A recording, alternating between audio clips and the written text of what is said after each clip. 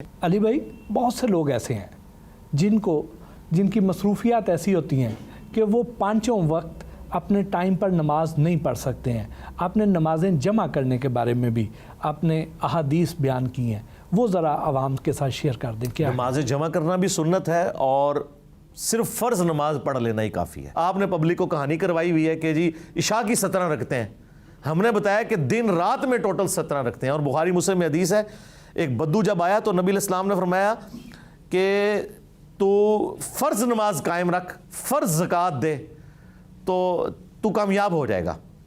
जब उसने सवाल पूछा तो उसने कहा या रसूलल्लाह, मैं अब इसमें ना कोई ऐड करूंगा ना माइनस करूंगा, मैं सिर्फ फ़र्ज़ ही पढ़ूंगा, ज़कात भी सिर्फ फ़र्ज़ दूंगा, नफली कोई सदकात नहीं करूंगा। जब वापस मुड़ा तो नबी इस्लाम ने कहा कि किसी ने अगर कोई जन्नती शख्स देखना है तो इसको देख लो। और एक हदीस बुखारी मुस्लिम की उसमें अल्फाज हैं कि अगर ये इस बात पर कायम रहा तो कामयाब हो जाएगा। ठीक है, इन्होंने तो सिर्फ इशा की 17 रखते बताई हैं। तो जब हम कहते हैं नहीं यार टोटल 17 हैं, 2 फजर 4 ज़ोहर 4 असर 3 मगरिब 4 इशा, ये पढ़ लें, ये ऑब्लिगेटरी हैं। बाकी आपकी सुन्नत मौक़दा है, वितर है, वो आपकी मर्ज़ी है, आपने पढ़नी है, अच्छी बात है, हम तो पढ़ते हैं। लेकिन इसको ऑब्लिगेशन तो ना आप लोगों के ऊपर बताएं। इस तरह नमाज़ें जमा भी हो सकती हैं।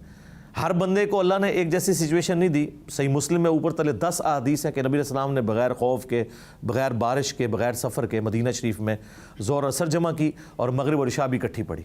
तो वो ताबी पूछते हैं इब्न अब्बास से कि हुज़ूर ने ऐसा क्यों किया। उन्होंने कहा ताकि उम्मत के लिए आसानी हो जाए और तंगी बाकी ना रहे। इसके ऊपर बुखारी और मुस्लिम की अहादीस गवाह हैं। आपने मुफ्ती तारिक मसूद को मुनाज़रे का चैलेंज दिया, लेकिन जब वो जेलम पहुंचे तो आप उनसे मिले ही नहीं, ये क्या वजह हुई? मैंने आज तक कभी किसी को मुनाज़रे का चैलेंज नहीं दिया। जहाँ तक मुफ्ती तारिक मसूद साहब का सवाल है, हमने उन्हें कोई चैलेंज दे के इस तरीके से ज़बरदस्ती कोई मुनाज़रे के लिए नहीं बुलाया। उन्होंने इस ख्वाहिश का इजहार किया था कि मैं इंजीनियर साहब से मिलना चाहता हूँ। तो हमारे एक मशहूर यूट्यूबर है नादर अली भाई, वो चूँकि इधर आ चुके थे, उन्होंने मुझसे रब्ता किया। मैंने कहा, पहले तो मैं इनकार करता रहा काफ़ी अर्सा। मैंने कहा यार मैं अब उलमा से मिलना कम कर दिया। मैं उनका नहीं, जो मिलना चाहते हैं। मैंने कहा ठीक है, फिर उनको ले आए आप। वो कहते हैं मैं भी साथ आऊँगा। फिर मैंने वीडियो में भी ऑफिशियली कहा कि आप आएँ और हमारे आने का फ़ायदा हो। जब 2 मुख्तलिफ स्कूल ऑफ थाट से ताल्लुक़ रखने वाले लोग इल्मी तौर पे बैठते हैं तो एक दूसरे से चीज़ें डिस्कस करें। तो मैंने कहा ये हम बुनियादी चीज़ें एक दूसरे के बारे में डिस्कस करेंगे जो अक़ायद से मुताल्लिक़ है। अब ज़ाहिर है कि मुझे पता है कि वो मैंने एक ऐसी बात की थी जो उनके लिए मुश्किल थी उसको डिफेंड करना। तो वो उसके बाद आए शाएँ करते रहे। फिर कुछ अरसे के बाद बग़ैर ऐलान के आए। तो जब मिलने के लिए आ रहे हैं तो बताएं, और ना नादर अली भाई को बता के आए। तो वो इस तरीके से आए और वो दिन ऐसा नहीं था कि मैं मिलता, वो मंगल का दिन था, मैं तो इतवार वाले दिन, और फिर आए भी इतवार वाले दिन। अगर इतवार वाले दिन आगे ये करते ना और इस तरह होता तो मैं कहता जी आ जाए, मैं इधर ही बैठा हुआ हूँ। क्योंकि ज़ाहिर है मेरी मूवमेंट अनडिक्लेयर्ड है, मेरे 2 घर हैं, एक इस्लामाबाद एक जेलम, मुझे सिक्योरिटी इश्यूज़ है इस वजह से। तो बहरहाल वो ये हुआ और उसकी वजह से नहीं, बाकी तो जब वो चाहें। अब तो इंशाअल्लाह ताला मैंने उनको दावत दी है कि जब भी आप पंजाब आएँ तो मुलाकात करेंगे इंशाअल्लाह। बहैसियत कौम हम अब तक किसी एक नुक्ते पर मुत्तहिद क्यों नहीं हो सके? उसकी वजह है कि ये कौम बनी नहीं है जी, ये हुजूम ही बन के रह गई है।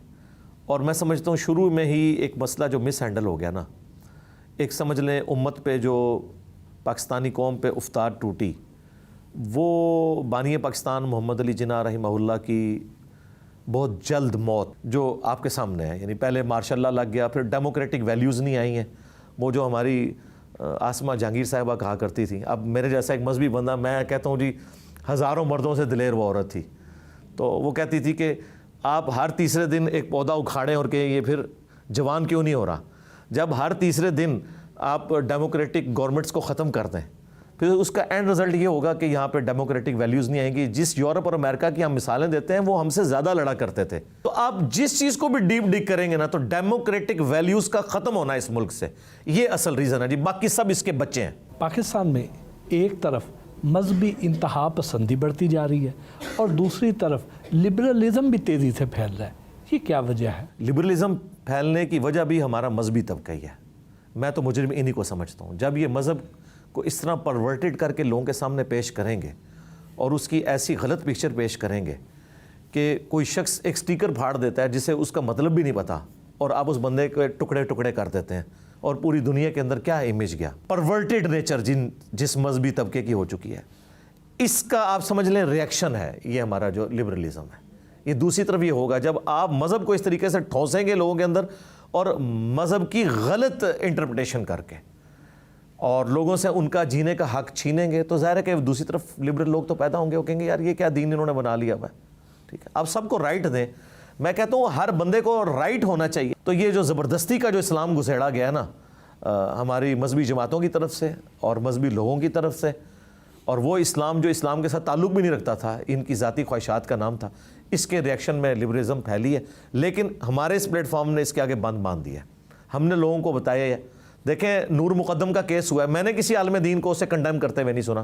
یہ تو ضرور سنا ہے, آپ کے صحافی برادری میں بھی کتنے لوگ ہیں جو یعنی وی لاگز بنا کے کہہ رہے ہیں عورت اس کردار کی مالک تھی اور یہ تھی وہ تھی. یار یہ چیز ڈسکس ہو رہی ہے اس وقت. میں نے سپورٹ کیا, جب کورٹ کا فیصلہ آیا میں نے اسے سپورٹ کیا.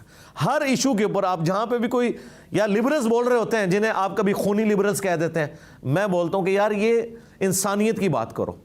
جس مذہب میں انسانیت نہیں وہ تو مذہب ہی نہیں ہے نا جی. کیا پاکستان میں خواتین کو وہ حقوق دیے جا رہے ہیں جو اسلام نے بتائے ہیں؟ بالکل نہیں دیے جا رہے جی, مذہبی لوگ بھی نہیں دے رہے. دیکھیں پنجاب میں تو شاید ہی کہیں آپ کو سننے کو ملے کہ عورت کو وراثت میں حصہ ملتا ہو. وراثت اتنی کرٹیکل چیز تھی کہ اللہ نے اسے حدیثوں میں نہیں چھوڑا, قرآن میں سورہ نساء میں بیان کیا. یہاں پہ کیا ہوتا ہے کہ کوئی بھی عورت اپنے باپ کے مرنے کے بعد اپنے بھائیوں سے جائیداد نہیں مانگ سکتی, وراثت میں حصہ نہیں مانگ سکتی. اس کے علاوہ جو پاکستان کا سب سے بڑا مسئلہ ساس اور بہو کا ریلیشن شپ ایک بہت بڑی مصیبت ہے. اس میں ہی پوری زندگی لوگ الجھے رہتے ہیں, اور وہ شادی کر کے جب عورت کو لے کے آتے ہیں وہ سمجھتے ہیں کہ اب میری بہنیں تو چلی گئی ہیں, اب یہ ایک نئی ملازمہ میں نے اپنی ماں کو رکھ کے دیا. حالانکہ اسلام میں ساس اور بہو کا کنسیپٹ ہی کوئی نہیں ہے. آپ کو اس پہ نہ کوئی آیت ملے گی نہ حدیث ملے گی. جو کچھ ملے گا ماں باپ کے حقوق ہے. اسلام میں تو ہے شادی کے بعد فیملی علیحدہ ہو جائے گی. یہ تو ہمارے اب لیونگ سٹینڈرڈ بڑھ گئے نا, جس کی وجہ سے جوائنٹ فیملی سسٹم ہے. اسلام میں جوائنٹ فیملی سسٹم نہیں ہے. فیملی اسلام میں میاں بیوی اور بچے ہیں. ماں باپ کا حق آپ نے پورا کرنا ہے, لیکن بیوی کے ذریعے نہیں, آپ نے خود کرنا ہے. پھر تیزاب پھینکنے کے واقعات, اور پھر جو غیرت کے نام کے اوپر قتل اور اسے اسلام کا نام دینا. میں یہ کورٹ میرج کے بالکل خلاف ہوں. میں کہتا ہوں اس طرح کی میرجز نہیں ہونی چاہیے, لیکن اسلام نے اس چیز سے بھی منع کیا ہے کہ زبردستی آپ کسی کو کسی کے ساتھ بیعت ہے. اس میں بھی بیلنس ہونا چاہیے. یہ عورت مارچ جب ہوا تھا تو میں اس پہ بھی بولا تھا, ادھر جو پلے کارڈز اٹھائے گئے, کچھ تو اٹھائے گئے تھے, کچھ ایڈوب فوٹو شاپ میں ان کو بدنام کرنے کے لیے کیا گیا تھا. طریقے پہ سارے بات کر رہے ہیں, لیکن وہ جس کے لیے کھڑی ہو رہی ہیں اس کے لیے کسی نے نہیں کھڑا ہونا. کیا استحصال اس معاشرے میں نہیں ہو رہا؟ کیا مردوں کے لیے 4 شادیاں ضروری ہیں؟ 4 شادیاں تو بہت بڑی آزمائش ہے جی کسی مرد کے لیے.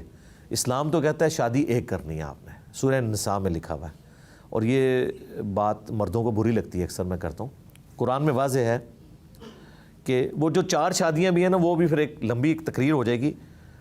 اصل چیز جو قرآن میں بیان ہوئی ہے وہ یہ ہے کہ اگر تمہیں خدشہ ہو کہ تم انصاف نہیں کر سکو گے تو ایک عورت پر اکتفا کرو. 4 شادیوں کی اجازت ہے, حکم نہیں دیا گیا. اور سب سے حیران کو بات, نبی الاسلام نے بھی ایک ہی شادی کی ہے. 24 سال جو آپ کا گولڈن پیریڈ ہے زندگی کا, ایک ہی عورت حضرت ختیجہ. نبی الاسلام کی یہ جو باقی شادیاں نا, یہ آپ کی زندگی کے آخری 8-10 سال میں, اور اس کے پیچھے بھی پوری ایک ریلیجس حکمت تھی, ورنہ آپ نے اپنی پوری زندگی ایک عورت کے ساتھ گزاری ہے. جہیز اور مہنگی شادیوں کے باعث زیادہ تر لڑکیاں گھروں میں بیٹھی رہ جاتی ہیں, ان کی شادیاں نہیں ہو پاتی ہیں. ان مسائل کا حل کیا ہے؟ ان مسائل کا حل جی حکومت کے پاس ہے. انڈیویجولی تو کوئی اس طرح کر نہیں سکتا, کیونکہ جن کے پاس زیادہ پیسہ ہے وہ کہتے ہیں کہ ہمارا شرعی حق ہے کہ ہم اپنی بیٹی کو گفٹ دیں, اور یہ حقیقت بات ہے. اس طرح کے جہیز کے تو میں بھی خلاف نہیں ہوں.